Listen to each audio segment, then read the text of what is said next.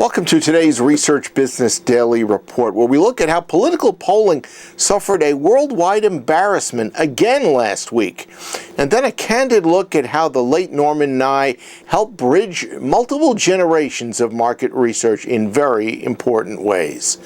We're sponsored today and this week by Dapracy, which helps clients automate the deployment of infographics-based dashboards that can clearly communicate complex data. Before last Thursday's British parliamentary elections, all 11 pollsters in the UK agreed that the Conservative and Labour parties would run neck and neck in voter support on Election Day. But as soon as the polls closed, the exit poll showed Conservatives with a pronounced lead. And Friday morning, the Tories celebrated a completely non-projected parliamentary majority win. Now, to be fair, one telephone poll conducted the day before the election actually showed the Conservatives pulling away, but it was seen as an outlier, so it was not released.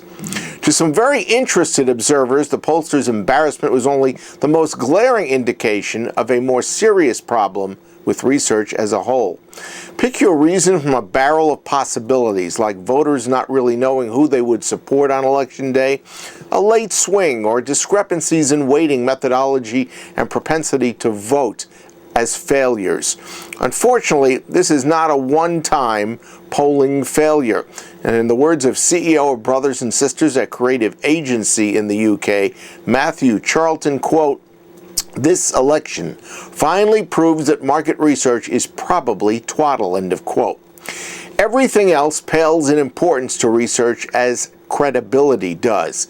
So what can we and what will we do about this latest threat? We're going to be looking at this more closely in coming days and weeks.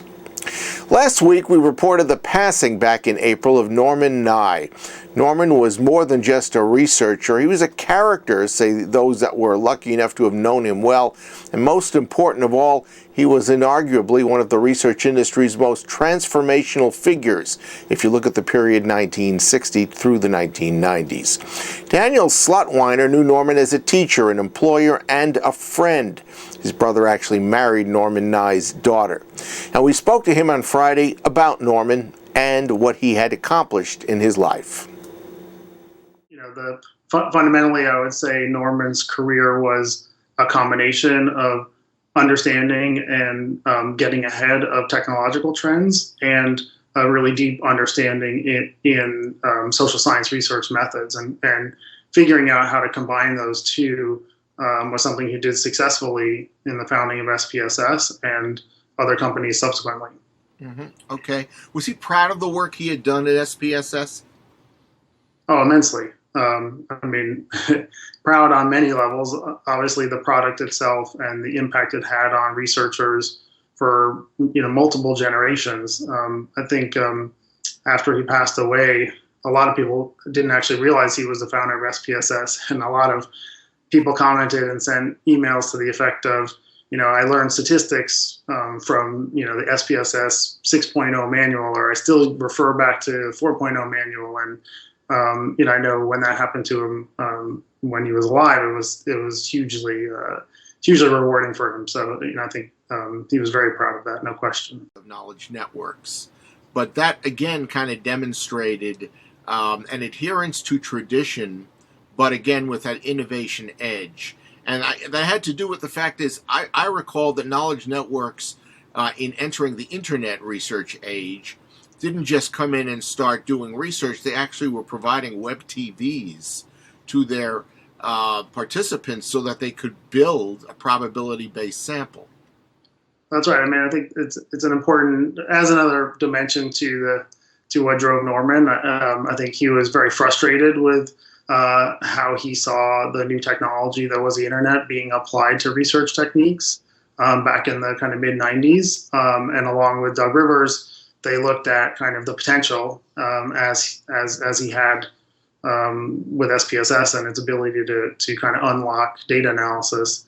So between him and Doug, they looked at the potential of the internet to be a research tool, but through the lens of needing to do that in a rigorous way, and it was sort of not the unwillingness to compromise those two that led to a solution which you referred to, which is to provide internet devices to households that didn't have it at the time, which was a fairly large part of the U.S. population at the time. And yeah, the device they chose initially was the web TV. I'm curious about what his attitude was about social media as a research tool. He was, appropriately skeptical initially of its power, but also I think came to appreciate, especially in the last 5 years, the not only the necessity for finding and using those types of data for research, especially social science research, but the need to kind of figure out some new tools to do that, just as he saw that need back in the 60s for SPSS. And I think that's what led to his involvement with Revolution R in particular. Now, you work for one of the major social media companies. We're not going to get into that in any depth, but I'm curious, did he try to pick your brain because you're obviously involved day to day in that business?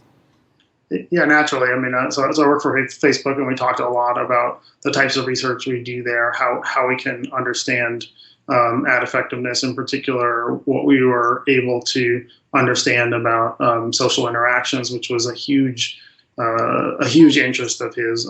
While at Stanford, he ran the Stanford Institute for the Quantitative Social Sciences, and one of the kind of the larger pieces of work that he did there was on the impact of the internet on relationships. And so this was certainly a big area of thought and interest for him. And we spent quite a bit of time talking about the potential, the pitfalls, and what we thought we knew to date and how much that was changing.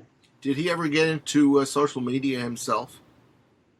I created an account for him late in his life, which I don't believe he ever used more than once or twice. It's pretty clear that he had a very dramatic effect on a lot of students, and I know you were one of them. Kind of give us a little background about that. Yeah, absolutely. I mean, that was his passion and certainly his legacy.